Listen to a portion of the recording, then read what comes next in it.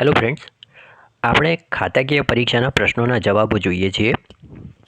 તો એમાં હવે ગુજરાત મુલકી સેવા રજાના નિયમો 2002ના પ્રશ્નોના જવાબો જોઈ રહ્યા છીએ.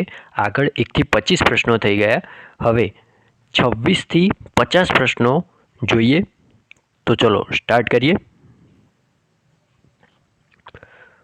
ઓકે, તો પહેલો પ્રશ્ન નંબર 27. દરેક કર્મચારીને દર વર્ષે મહત્તમ કેટલી પ્રાપ્ત રજા મળવાપાત્ર છે? દર વર્ષે 30 દિવસની પ્રાપ્ત રજા મળવાપાત્ર થાય છે. એટલે કે દર 6 મહિને એમ જાન્યુઆરીથી જૂન સુધી 15 અને જુલાઈથી ડિસેમ્બર સુધી 15, એ રીતે વર્ષે 30 દિવસની રજા થાય. હવે 28મો પ્રશ્ન, પ્રાપ્ત રજા મહત્તમ કેટલી જમા કરી શકાય? તો પ્રાપ્ત રજા મહત્તમ 300 દિવસ સુધીની જમા કરી શકાય. એનાથી વધારે જમા ના થઈ શકે પ્રાપ્ત રજા.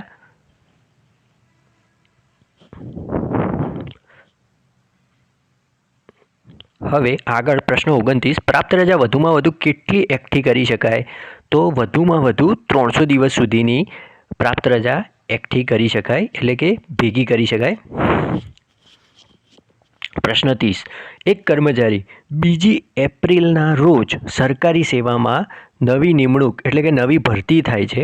તો 30મી જૂનના રોજ પૂરા થતા અર્ધવાર્ષિક ગાળામાં કેટલી પ્રાપ્ત રજા જમા કરવામાં આવશે? તો 2 એપ્રિલે થાય એટલે તો એપ્રિલ ગણવાનો નહીં, પરંતુ મે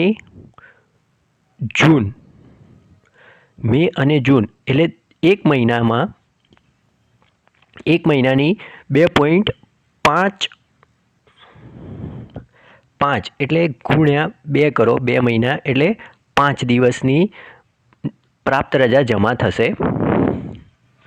ઓકે ફ્રેન્ડ્સ, એટલે જવાબ આવશે 5 દિવસ. 2 એપ્રિલે સરકારી સેવામાં નિમણૂક મેળવે છે એટલે એપ્રિલ મહિનો આખો ગણાશે નહીં, પરંતુ મે અને જૂનથી ગણવામાં આવશે. એટલે મેની 2.5 દિવસ પ્રાપ્ત રજા જમા થાય, જૂનની 2.5 દિવસ પ્રાપ્ત રજા જમા થાય. એટલે 2.5 વત્તા 2.5 અથવા તો 2.5 ગુણ્યા 2 મહિના એટલે કેટલા દિવસ થશે? 5 દિવસ. તો ચલો આગળ જોઈએ. પ્રશ્ન નંબર 31, એક અંગ્રેજી વર્ષ દરમિયાન વધુમાં વધુ કેટલી વખત પ્રાપ્ત રજા મંજૂર કરી શકાય? તો પ્રાપ્ત રજા 3 વખત મંજૂર કરી શકાય. સામાન્ય સંજોગોમાં આગળ કે પાછળ જોડવામાં આવતા જાહેર રજાના દિવસો સહિત પ્રાપ્ત રજા ઓછામાં ઓછી કેટલી મંજૂર કરવી જોઈએ? તો આવી જે આગળ કે પાછળ જોડવામાં આવતા જાહેર રજાના દિવસો સહિતની પ્રાપ્ત રજા હોય એ 7 દિવસ મંજૂર કરવી જોઈએ. હવે આગળ જોઈએ. પ્રશ્ન 33, ક્યારે પ્રાપ્ત રજા કમાઈ ના શકાય? તો અસાધારણ રજા એટલે કે જેઓ કોઈ અસાધારણ રજા LWP અથવા તો એ પ્રકારની લીવ વિધાઉટ પે ટાઈપની રજા લે, અસાધારણ રજા, તો પ્રાપ્ત રજા કમાઈ ના શકે. હવે આગળ જોઈએ.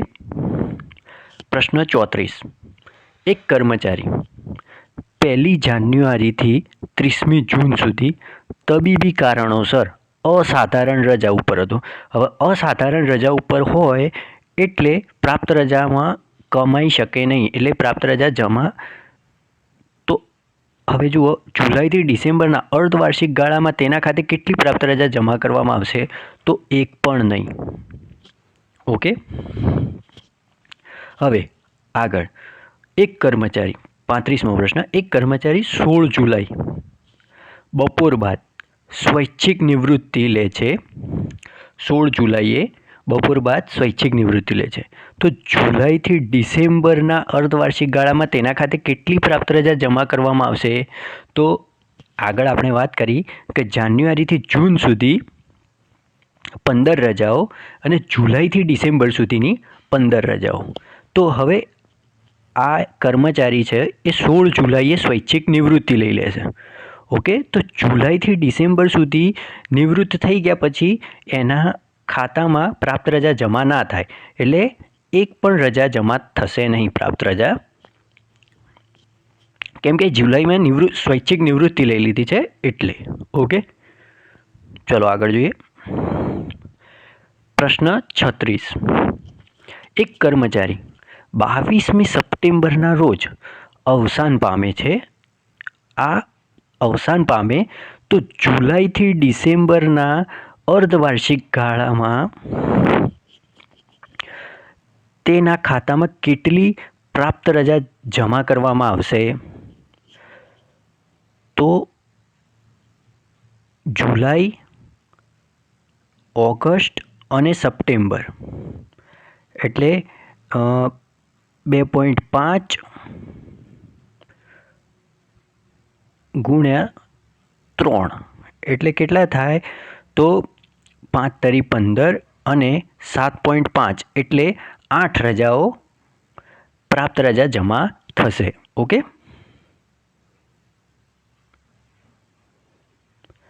એટલે જુલાઈથી ડિસેમ્બરના ગાળામાં 15 થાય, પરંતુ આપણે જોવાનું જુલાઈ, ઓગસ્ટ અને સપ્ટેમ્બર એટલે 3 મહિના થયા. 3 મહિના, એક મહિનામાં 2.5 પ્રાપ્ત રજા જમા થાય, એટલે 3 મહિના છે તો 2.5 ગુણ્યા 3 એટલે 7.5 આવશે જવાબ. પરંતુ 7.5 ના ગણતા 8 દિવસ ગણવામાં પ્રાપ્ત રજા 8 જમા કરવામાં આવશે એવું ગણવાનું. હવે આગળ પ્રશ્ન 37. એક કર્મચારી 1 જુલાઈ બપોર બાદ સીધી ભરતીથી નોકરીમાં જોડાય છે, તો પ્રથમ અર્ધવાર્ષિક ગાળામાં તેના ખાતે કેટલી પ્રાપ્ત રજા જમા કરવામાં આવશે? તો જુલાઈ મહિનો ગણવાનો નહીં, જૂન, ઓગસ્ટ, સપ્ટેમ્બર, ઓક્ટોબર, નવેમ્બર અને ડિસેમ્બર એટલે 5 મહિના એટલે 2.5 ગુણ્યા 5 એટલે થશે 12.5 જવાબ આવે. તો 12.5ની જગ્યાએ 13 દિવસ પ્રાપ્ત રજા ગણવામાં આવશે. ઓકે ફ્રેન્ડ્સ, ચલો હવે આગળ જોઈએ. હવે એક કર્મચારી 30 ડિસેમ્બરના રોજ બપોર બાદ સ્વૈચ્છિક નિવૃત્તિ લે છે. 30 ડિસેમ્બરના રોજ સ્વૈચ્છિક નિવૃત્તિ લે છે, તો જુલાઈથી ડિસેમ્બરના અર્ધવાર્ષિક ગાળામાં તેના ખાતે કેટલી પ્રાપ્ત રજા જમા થશે? તો આ આગળ આપણે જોયું એમ ડિસેમ્બર મહિનો નહીં ગણવાનો, જુલાઈ, ઓગસ્ટ, સપ્ટેમ્બર, ઓક્ટોબર, નવેમ્બર 5 મહિના અને 2.5 ગુણ્યા 5 એટલે કેટલા થશે? 12.5 એટલે 12.5ને પૂરા ગણવાના એટલે 13 દિવસ પ્રાપ્ત રજા જમા કરવામાં આવશે. હવે પૂરા કરેલ પ્રશ્ન 39 જુઓ. પૂરા કરેલ એક કેલેન્ડર માસમાં કેટલી પ્રાપ્ત રજા જમા કરવાની થાય છે? તો એક મહિનાની 2.5 પ્રાપ્ત રજા જમા કરવાની થાય. એક મહિનામાં 2.5 પ્રાપ્ત રજા મળે એટલું યાદ રાખજો કે એક મહિનામાં 2.5 પ્રાપ્ત રજા મળે. પ્રશ્ન 40. એક કર્મચારીની રજાના હિસાબમાં તારીખ 31/12/2012ના રોજ 260 પ્રાપ્ત રજા જમા હતી. આ કર્મચારીનું 17/4/2013 એટલે 17/4/2013 એટલે જાન્યુઆરી, ફેબ્રુઆરી, માર્ચ એટલે 2.5 ગુણ્યા 3 એટલે કેટલા થાય? 7.5 એટલે 260 હતી.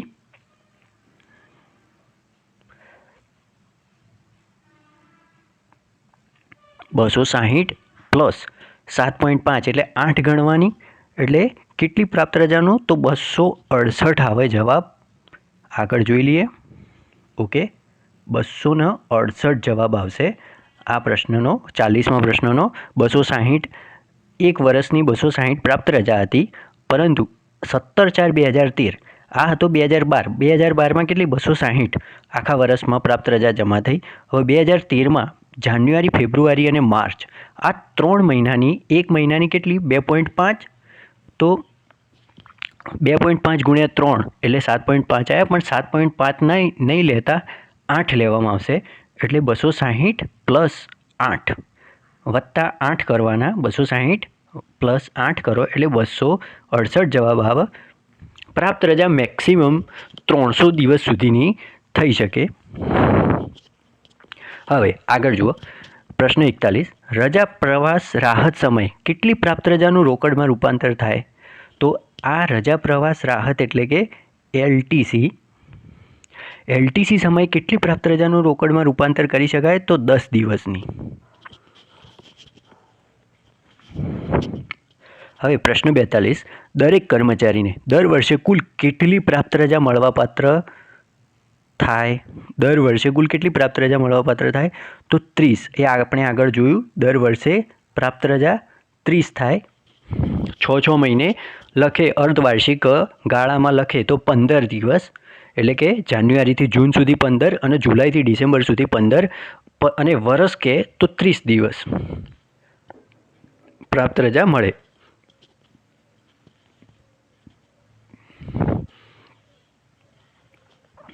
હવે આગળ જોઈએ, પ્રશ્ન 43. પ્રાપ્ત રજા વધુમાં વધુ કેટલી એકઠી કરી શકાય?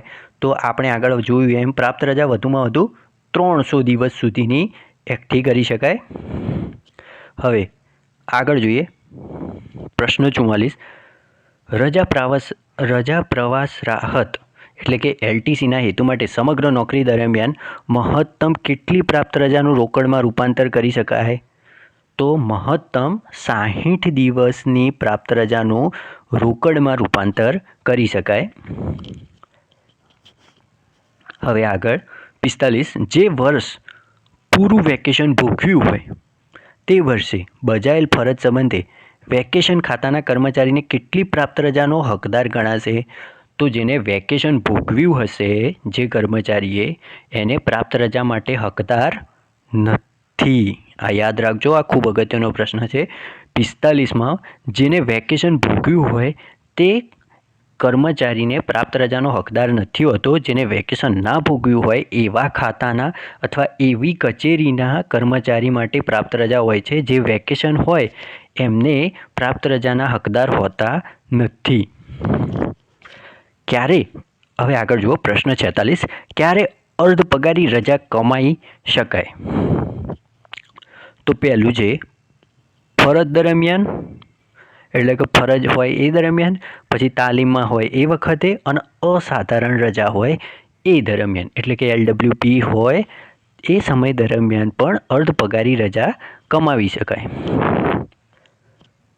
આગળ જોઈએ, 47મો પ્રશ્ન. સમગ્ર નોકરી દરમિયાન સરકારી કર્મચારી કેટલી અર્ધ પગારી રજા લઈ શકે? તો કોઈ મર્યાદા નથી એ બાબતે. હવે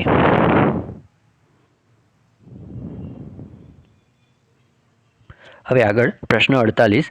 સરકારી કર્મચારીના રજાના હિસાબમાં અર્ધ પગારી રજા મહત્તમ કેટલી જમા કરી શકાય? તો અમર્યાદિત પ્રમાણમાં. યાદ રાખજો, આ વસ્તુ ખૂબ અગત્યની છે. 48મો અને 49મો પ્રશ્ન ખૂબ અગત્યનો છે.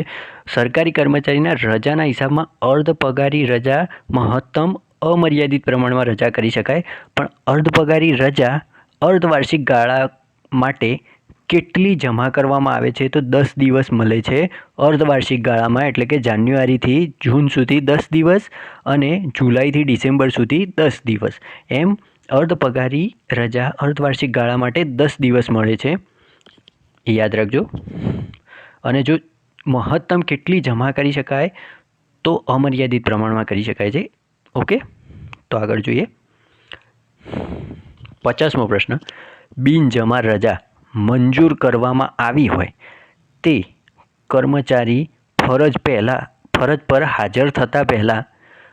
હાજર થાય એ પહેલાં જ એનું અવસાન થઈ જાય તો કેટલી રજાનો પગાર વસૂલ કરવાનો થાય છે? તો જ્યારે કોઈ કર્મચારીનું અવસાન થઈ જાય તો કોઈ પણ જાતની કોઈ રજા પગારની વસૂલાત કરવામાં આવતી નથી. ઓકે ફ્રેન્ડ્સ, આ યાદ રાખજો કે કોઈ કર્મચારીનું જો કોઈ લેણી બાકી રહેતી હોય કે એવું કંઈ બી હોય અથવા તો રજા પગાર વસૂલ કરવાનો હોય એ બાબતની પણ હોય મેટર, તો કોઈ જો કર્મચારીનું અવસાન થઈ જાય તો એ વ્યક્તિ જ નથી, એટલે એના કારણે કોઈ વસૂલાત કરવાની થતી નથી. આ યાદ રાખજો. Okay friends.